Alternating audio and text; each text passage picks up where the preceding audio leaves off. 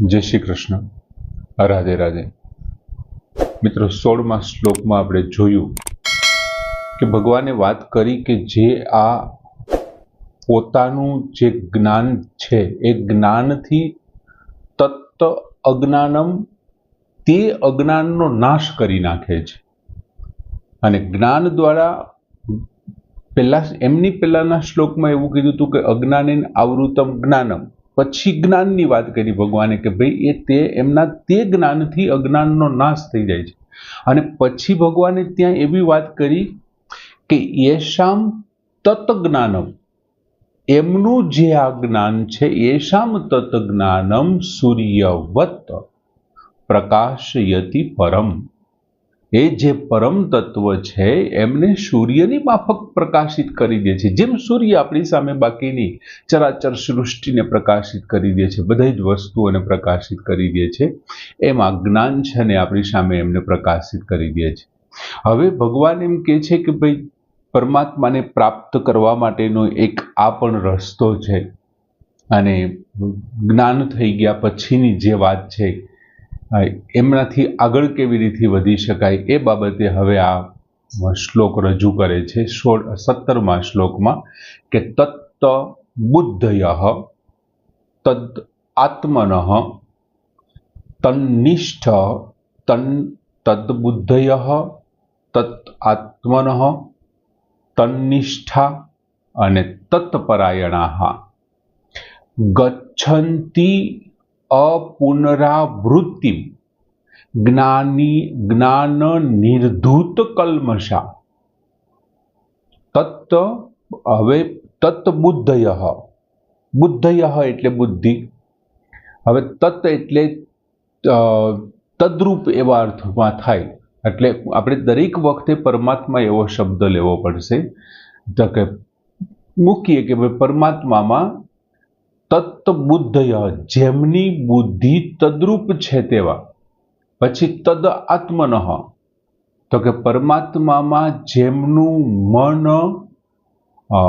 तद्रूप छे तेवा, पछी तन्निष्ठा अने परमात्मामां जेमनी निष्ठा तद्रूप छे तेवा अथवा स्थिति तद्रूप छे तेवा तत्परायणा, तत्परायणा एटले तेमने परायण, तेने परायण, परायण एटले तो संपूर्णपणे जेमने सोंपी दीधी छे एमने परायण आपणे कहीए छीए। तत्परायणा एटले ते परमात्माने परायण एवा साधको, तेमने परायण साधको। पछी कहे छे गच्छन्ति अपुनरावृत्ति, गच्छन्ति एटले पामे छे, प्राप्त करे छे। शुं प्राप्त करे छे? अपुनरावृत्ति, अपुनरावृत्तिने प्राप्त करे छे। पण केवी रीते? तो के ज्ञान निर्धूत कल्मषा, ज्ञान द्वारा पाप रहित थईने, ज्ञान निर्धूत कल्मषा, कल्मषा एटले पाप, ज्ञान द्वारा पाप रहित थईने अपुनरावृत्ति गच्छन्ति, अपुनरावृत्तिने पामे छे। हवे पहली पंक्तिमां 4 शब्दों जे भगवाने आप्या। हवे मित्रों खरेखर थाय छे शुं के परमात्माने प्राप्त करवा माटेना 2 रસ્તાઓ छे, 2 साधन छे, रस्ता नहीं सॉरी 2 साधन छे। एक साधन क्यू छे भगवान अत्यारे घणा समयथी आ वर्णन करे छे तो के विवेक बुद्धि तमारी वापरी तमे सत अने असत ने नक्की करो के आ असत छे अने आ सत छे, अने ए नक्की थई गया पछी तमे जे असत तरीके जेमनी मूलवणी करी छे, शरीर छे, संसार छे, एमनो त्याग करी दो, पाछळ जे वधे छे ने परम तत्व छे तो तमे एमने प्राप्त करी शको एम। पछी बीजी कई स्थिति छे तो के चिंतनथी सतनी प्राप्ति थाय छे, चिंतन करवाथी, अने चिंतन करवाथी सत ज मळे छे, असतनो तो मळतुं ज नथी, केम के असतनो तो अभाव छे, सतनो ज भाव नथी, अभाव सतनो ज नथी, असतनो तो अभाव छे एटले चिंतनथी कोई दिवस असत मळशे ज नहीं, चिंतनथी प्राप्ति। हवे आपणे प्रश्न एम थाय के चिंतनथी केवी रीते प्राप्त करी शकाय? तो आ श्लोकमां चिंतनथी परमात्माने केम प्राप्त करवो ने ए समजाव्युं छे। आ श्लोकमां चिंतनथी परम तत्वने प्राप्त करवा विशेनी वात करी छे। एमां भगवाने पहेलो ज वहेલું कीधुं तद्बुद्धयः एटले परमात्मामां तद्रूप बुद्धिवाळो હવે તદ્રુપ એટલે તેના જેવું જેમનું રૂપ થઈ ગયું છે તેવો. હવે પરમાત્માની અંદર તદ્રુપ બુદ્ધિ. હવે બુદ્ધિ એટલે ખરેખર શું છે તો કે નિશ્ચયાત્મક વાળી, નિશ્ચય વાળી જેમની પાસે જે નિશ્ચય કરે છે કે મારે પરમ તત્વને પ્રાપ્ત જ કરવો છે, એવી નિશ્ચયાત્મક જેમની પાસે ક્રિયા છે, વૃત્તિ છે ને, એમને બુદ્ધિ કહેવાય. આપણે જોઈ લીધી હતી નિશ્ચયાત્મક બુદ્ધિ એટલે શું એમ. એટલે નિશ્ચય કરેલી જેમની વૃત્તિ છે એને બુદ્ધિ કહેવાય. હવે નિશ્ચય કરેવો કે સર્વત્ર પરમાત્મા પરિપૂર્ણ છે અને સર્વત્ર ફેલાયેલો છે, તેમને કંઈ કોઈના આધારની જરૂર નથી. આવો જ્યારે નિશ્ચય થઈ જાય છે કે પરમાત્મા બધે છે, પરમાત્મા પરિપૂર્ણ છે, માટે મારે એમને પ્રાપ્ત કરવા માટે ક્યાંય જવાની જરૂર નથી, હું અંદરથી જ એમને પ્રાપ્ત કરી લઉં છું અથવા કરી શકું એમ છું, આવું એક નક્કી થઈ જાય એની બુદ્ધિ, એવી બુદ્ધિ કે જે નિશ્ચય કરી ચૂકી છે તે. હવે સંસાર, દાખલા તરીકે આ સંસાર છે, એ સંસાર બન્યો એમની પહેલા પણ પરમાત્મા હતા, સંસારની હયાતીમાં પણ પરમ તત્વ છે, અને સંસારના નાશ પછી પણ આ પરમ તત્વ એટલે કે પરમાત્મા રહેશે. અત્યારે માત્ર એક જ પરમાત્મા છે, એ જ પરિપૂર્ણ છે, એ જ સર્વે સર્વા છે. આવો જ્યારે અચળ નિશ્ચય કરી બેસે ને એનું નામ તદબુદ્ધિ કહેવાય કે પરમાત્મા બધે છે અને પરિપૂર્ણ છે, સંસારની પહેલા, મધ્યમાં અને અંતમાં પણ રહેવાના છે. આવી જેમની બુદ્ધિ છે, આવું જે બુદ્ધિથી ચિંતન કરે છે પરમાત્મા વિશેનું, એ તદબુદ્ધિ. પછીનો શબ્દ છે તદાત્માન. તદાત્માન. હવે અહીં જે આત્મા શબ્દ વાપર્યો છે ને, મનની બાબતમાં આપ્યો છે, મનનો વાચક છે. હવે તમે એક વખત બુદ્ધિમાં નક્કી કરી નાખ્યું કે આ પરમાત્મા છે, સર્વે સર્વા છે, સર્વત્ર છે, સર્વવ્યાપી છે અને પરિપૂર્ણ છે, સંસારની પહેલા, મધ્ય અને અંતમાં એ હતા. આવું નક્કી કરી નાખ્યા પછી શું થાય છે તે બુદ્ધિમાં એક વખત નિશ્ચય કરી નાખ્યો છે, ત્યારે મનથી તમે પરમાત્માનું ચિંતન વધશે, તમારું ચિંતન કરવા લાગશો, અને એટલું બધું ચિંતન થઈ જશે ને કે પ્રત્યેક સમયે તમને એ ચિંતન તમારું અખંડ રહેશે. તમે ઉઠતા, બેસતા, સૂતા, ખાતા, પીતા, જાગતા, તમારું ચિત્ત છે ને એ પરમાત્મા સાથે જોડાયેલું રહેશે. શું કામ? તમારા બુદ્ધિએ શું કરી નાખ્યું છે? નિશ્ચય કરી નાખ્યો છે. નિશ્ચયાત્મક બુદ્ધિ છે તમારી. એમને કારણે મનને પછી કંઈ ભટકવાની બીજી જરૂર જ નથી. મન એ ચિંતનમાં જ પડ્યો રહેશે. અત્યારના કોઈ યંગ જનરેશનમાંથી કોઈ એક છોકરાના મગજમાં એવી ઈચ્છા થઈ કે મારે આઈફોન લેવો છે, એટલે ખાતા પીતા, ઉઠતા, બેહતા, જાગતા એ આઈફોનની જ ચિંતન કરતો હશે. દર વખતે ફોટો જોશે, એમને એના આઈફોનના જ બોર્ડ દેખાશે, જાહેરાત, ફોટા, એને વાત પણ એવી જ દેખાશે. શું કામ? કેમ કે એના મનમાં નિશ્ચય થઈ ગયો છે એ બાબતનો. એમ જ્યારે તમારી બુદ્ધિ નિશ્ચય કરે છે ને, ત્યારે મન છે ને સતત એમનું ચિંતન કરે છે. એના ચિંતનમાં સંસારની સત્તા પછી આવતી જ નથી, પરમ તત્વની જ સત્તા રહે છે. હવે તત્પરાયણ પછીનો શબ્દ વાપરો, તન્નિષ્ઠા એટલે કે જેમની નિષ્ઠા છે, જેમની સ્થિતિ છે એ પણ પરમાત્મામાં રહી ગઈ છે, તેવાને તન્નિષ્ઠા. અને પછી શબ્દ વાપરો તત્પરાયણા. હવે પરમાત્મા પરાયણ, જેને આપણે સાધક કહીએ છીએ, એવો સાધક કે જે તેમને પરાયણ છે, પરમાત્મા પરાયણ છે.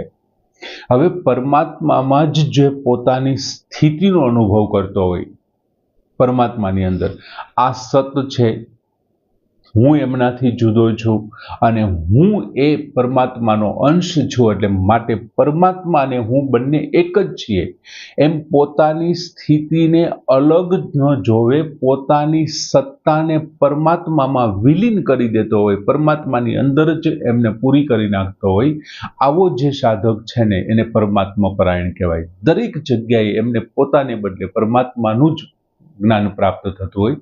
હવે ખરેખર તો એનો અર્થ શું થાય કે જે સાધક છે તે અને એમની પાસે જે પરમ તત્વને પ્રાપ્ત કરવાનું સાધન છે એ બંને એક હોવું જોઈએ.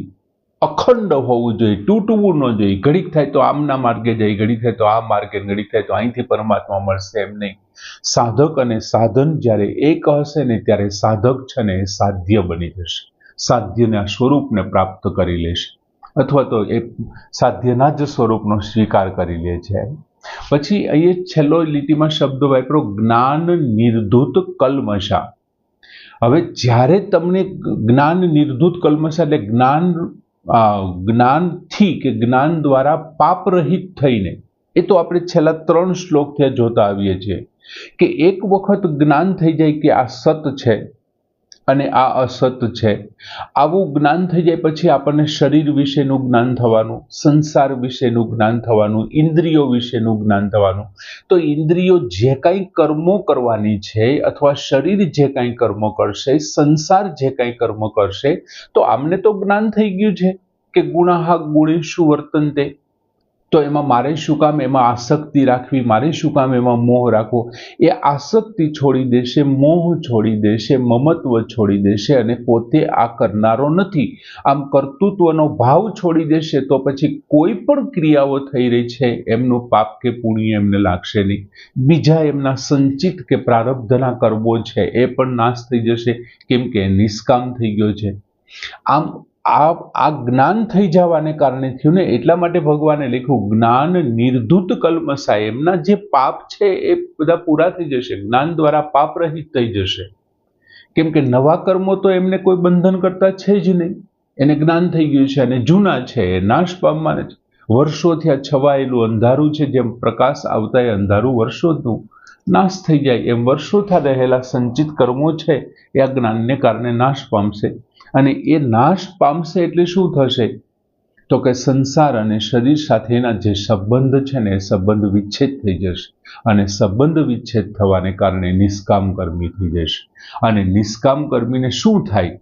તો કે તમે વિચાર કરો, કોઈ પણ પ્રકારના કર્મો એને ચોંટતા નથી, લાગતા નથી, તો શું થશે? તો એને પાપ નહીં લાગે, પુણ્ય નહીં લાગે. અને પાપ અને પુણ્ય બે ન લાગે તો શું થાય? તો કે પાપ લાગે તો નરકમાં જવું પડે, પુણ્ય લાગે તો સ્વર્ગમાં જવું પડે. જેવા એ પૂરા થાય એટલે ફરી પાછું અહીં આવવું પડે કે નહીં, જન્મ લઈને. તો ભગવાન કહે છે એમને તો બધા પાપ પુણ્યને તો નાશ કરી નાખ્યા છે, એટલે કહે છે કે અપુનરાવૃત્તિ. એમની વૃત્તિ કેવી થઈ જશે? જેનું પુનરાવર્તન ન કરવું પડે, જન્મ ને મરણ, મરણ ને જન્મ, એવી વૃત્તિ ગચ્છતિ એટલે પામે છે. અપુનરાવૃત્તમ વૃત્તિને, જેની પુનરાવર્તન ન થાય, ફરી પાછું જન્મવું, ફરી પાછું મરવું, પુનરપી જનનમ પુનરપી મરણમ, એવું ન થાય એમ, એવી ગતિને પ્રાપ્ત કરે છે. એટલે કે મોક્ષની ગતિને પ્રાપ્ત કરી લે છે. અને એ ખાલી કોનાથી થયું છે? જો આ બધી બાબત કોને કારણે થઈ છે? ચિંતનને કારણે. તેની બુદ્ધિ છે, પછી આત્મનઃ છે, અને પોતાની નિષ્ઠા છે, અને પોતે પરાયણ છે. એ મનથી એક વખત નિશ્ચયાત્મક બુદ્ધિએ નક્કી કરી નાખ્યું એટલે મનનું ચિંતન છે. તદાત્મનમ એટલે તેમ મનના તદ્રૂપ વાળો, પરમાત્મામાં મન, જેમનું મન તદ્રૂપ છે તેવો, એટલે સતત પરમ તત્વનું જ ચિંતન એ કરતો રહેશે. અને એમ ધીમે ધીમે શું થઈ જશે? તો કે પુનરાવર્તન ન પામે તેવી જે વૃત્તિ છે, એટલે કે મોક્ષની જે વૃત્તિ છે એમને પામી લે. બીજું, પુનરાવર્તન પામીને જવું ક્યાં? કેમ કે એમણે તો એની નિષ્ઠાને બધું કોને સમર્પિત કરી દીધું છે? પરમ તત્વને. તો પરમ તત્વ તો અત્ર તત્ર અને સર્વત્ર છે, બધી જ જગ્યાએ છે. તો ક્યાં તમે કોઈ જગ્યાએ જઈ કેવી રીતે? હું ત્યાં જઈ શકું, શું કામ? કેમ કે હું ત્યાં નથી, એટલા માટે હું જઈ શકું. તો પરમાત્મા તો બધી જગ્યાએ છે, તો એને જવાનું ને આવવાનું તો કોઈ કારણ જ નથી. એટલે એને પુનરાવર્તનનો પ્રશ્ન જ નથી થતો, કેમ કે આની સ્થિતિ જ એવી થઈ ગઈ છે, પરમ તત્વ જેવી સ્થિતિ થઈ ગઈ છે.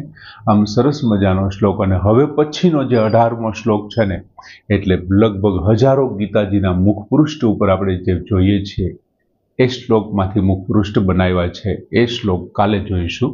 કે અત્યારે આ શ્લોક તદ બુદ્ધય તદાત્મન તત નિષ્ઠા તત પરાયણા ગચ્છન્તિ અપુનરાવૃત્તિ જ્ઞાન નિર્ધૂત કલ્મષા, એ પૂર્ણ કરીએ. જય શ્રી કૃષ્ણ.